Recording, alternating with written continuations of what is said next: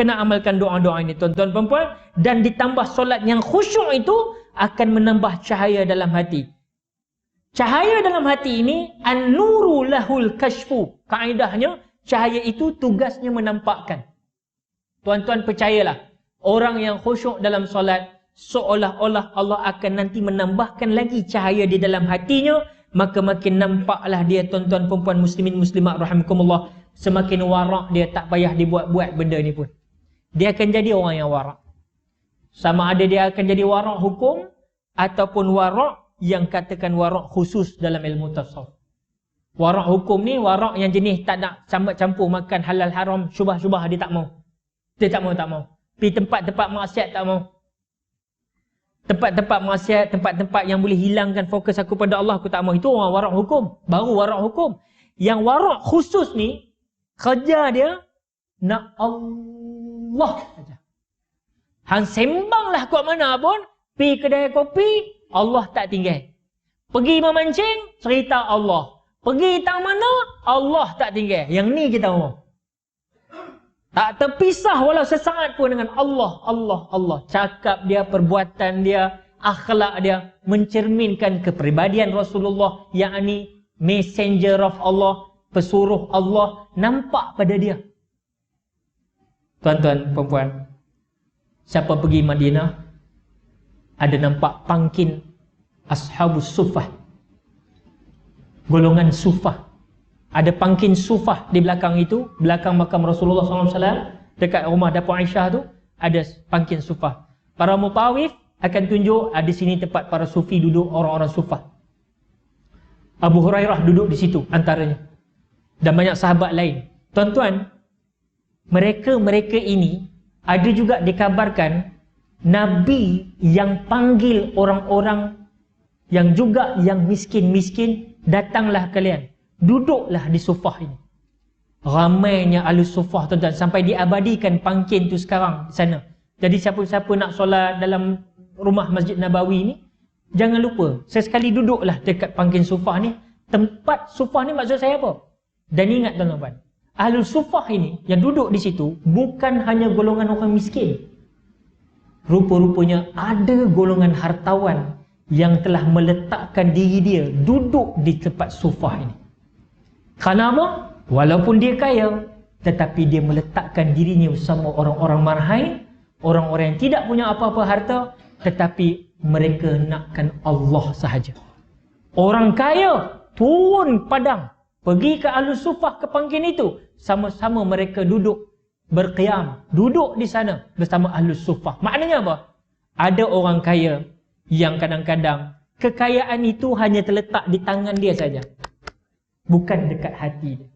Contoh, banyaklah kita tengok hari ini tuan-tuan. Kalau tuan-tuan pergi ke Melaka, ada satu hotel, bukan hotel tabung haji. Hotel tabung haji dah tentulah Islamic punya version.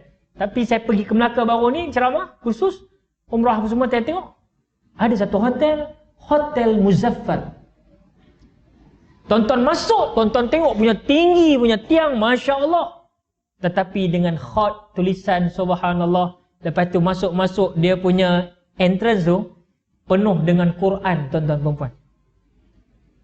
Quran, bentuk Quran, macam-macam bentuk tuan-tuan. Lepas tu ada pula diletakkan satu kedai cenderahati dan juga kedai-kedai yang mana tuan-tuan perempuan beli barangan ibadah di situ. Subhanallah, hotel.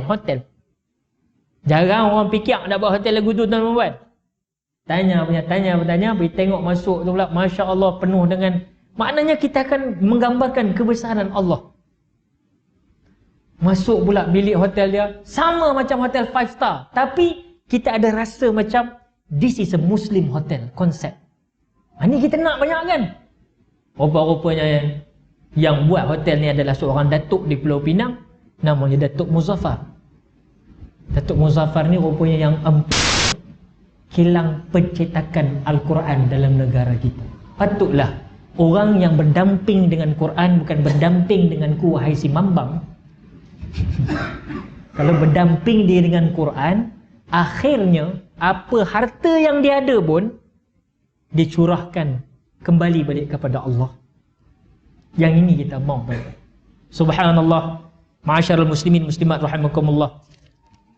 Mudah-mudahan tuan-tuan dan puan, apapun siapapun kita di dalam bulan yang istimewa ini, mudah-mudahan Allah meletakkan kita ini sebagai golongan yang bukan hanya sembahyang ataupun as-solah yang kita buat untuk sekadar melepaskan batuk di tangga, tetapi membuat solat dengan wadhkur rabbaka fi nafsik tadarruan wa khifah, yakni dan sebutlah nama Tuhanmu dalam hatimu, yakni secara lembut dengan memperhatikan, mentadaburinya, dengan merendahkan diri dan rasa takut, dengan penuh ketundukan dan rasa takut. Ada rojak dan khaufnya, kerana kita besok akan mati.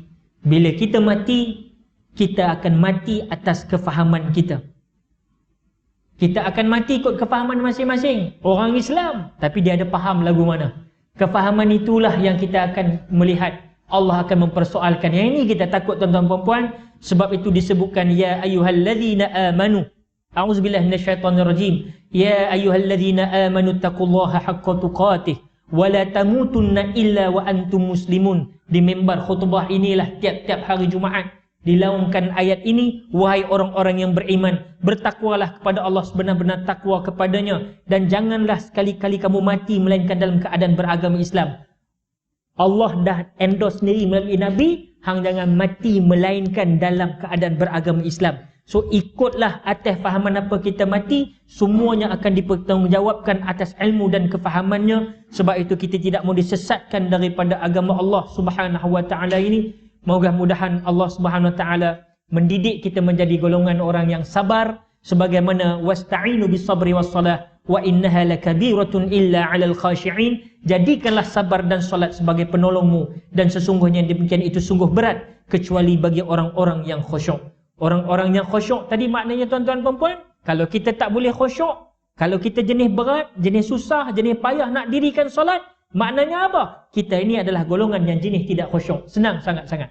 Dan kalau kita tak heranlah macam mana Nabi boleh solat sampai bengkak-bengkak kaki. Kerana apa tuan-tuan dan puan? Kerana Nabi khusyuk dalam solat. Ini juga yang dibahaskan oleh para ulama-ulama di mana-mana juga. Baik bahagian usul fikih tasawuf, ada orang kalau solat syariat saja kadang-kadang dia jadi jemu. Dia jadi jemu kerana dia buat tapi tak tahu hakikat solat. Tapi kalau dia dapat hakikat solat ni, Allah campakkan rasa itu, subhanallah, maka inilah yang agaknya yang Nabi kena, yang dikatakan dia solat sampai bekak kaki sampailah baginda Rasulullah wafat, tuan-tuan dan puan. Agaknya ini yang dikatakan Nabi menyatakan antara 4 kecintaan aku di atas dunia, antaranya salah satunya qurrata a'yun dalam solat aku, katanya. Maknanya sejuknya mata hati aku bila aku bersolat, kata Nabi. Mudah-mudahan Allah berikan kita kesejukan ini tuan-tuan dan puan dalam solat yang kita nak buat sampailah kita diwafat, dimatikan oleh Allah Subhanahu wa taala. Amin ya rabbal alamin. Muslimin muslimat rahimakumullah. Kerana dengan solat yang khusyuk, hati jadi khusyuk, maka kita akan dapat balik keluar dari solat pun macam dalam solat. Takut sentiasa dengan perintah Allah, taat dengan perintah Allah, takut kepada larangan-larangannya. Kita takut tuan-tuan sebab kita dah mula khusyuk dalam solat. Khusyuknya akan dibawa sampai keluar. Ini yang tanggungjawab penting, bukan sekadar syariat tetapi hakikat solat itu. Khusyuk ni penting tuan-tuan. Sebab yang Allah pandang bukan jubah dengan serban, Allah pandang hati. Jubah serban pun tak pakai besok, waktu kain kapan bawa balik.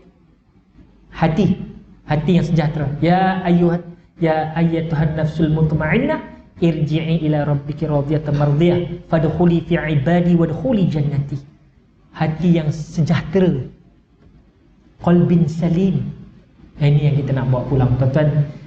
Sebelum saya menutup ini, insya-Allah dalam nak menuju Allah ni, Allah pasti uji, kan? Sebab adakah kamu menyangka kalian beriman sedangkan aku tak uji? Kita duk cakap macam hebat sangat ni, sebenarnya hebat macam mana pun nak tengok waktu hang kena uji.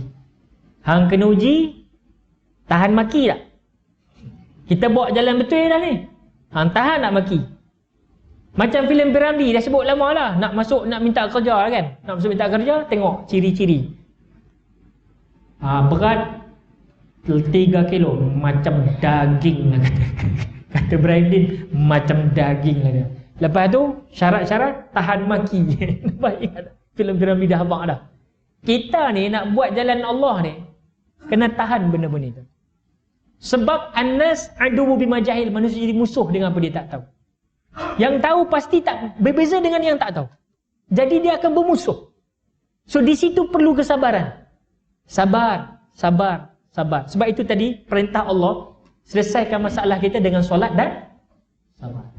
So insya-Allah dalam perjalanan nak menuju Allah ni tuan-tuan, kadang-kadang ada yang nak jadi baik dah. Dulu tak baik pun tak pernah sakit. Betul?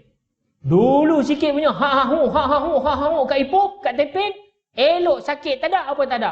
Lah ni aku nak baik nak pakai serban lah, aku nak pakai ni apa baju muslimat berkelambiak nak jadi baik, tiba-tiba main pula 3 serangkai pula. Sakit jantung, darah tinggi, kencing manis. Dulu masa aku huru-hara tak bagi sakit pun. Ni aku nak menyembah Allah ni, aku nak tawaduk, nak khusyuk ni. Dah Allah bagi sakit, nak semayang pun payah. Sabar. Allah melihat kemampuan kamu. Jangan ikut orang sihat. Kita semayang tak sihat, jangan tak sihat. Tak betul. Jadi tak sihat ni saya nak sebut 2 tahun lepas.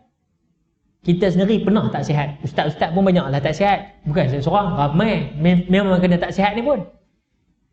Tapi tak sihat saya ni 6 bulan tuan-tuan. 6 bulan, makan tak kenyang, tidur tak lena, mandi tak basah. Apa penyakitnya ni? Penyudahnya tuan-tuan perempuan. Penyudahnya apa tuan-tuan? Ni saranan saya ni. Kalau hampa tak jumpa punca penyakit, ni kepala ni dah jadi ghaflah, kepala dungga. Saya sakit ni tuan-tuan. Terus terang saya habaq. Dalam telinga ni bunyi berdesing.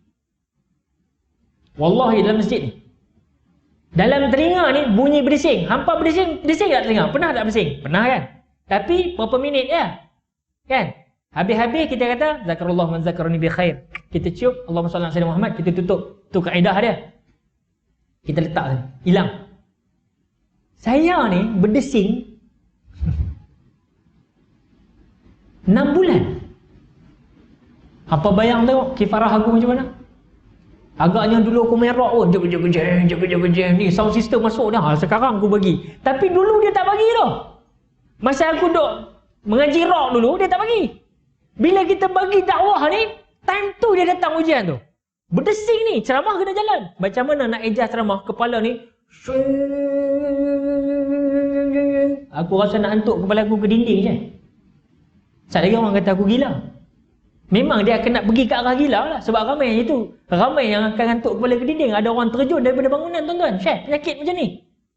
Ustaz Abid Liu pun kena penyakit sama. Ustaz Imam Muda Hasan. Orang apa nama? Imam Muda Hasan, pemenang juara Imam Muda. Kan?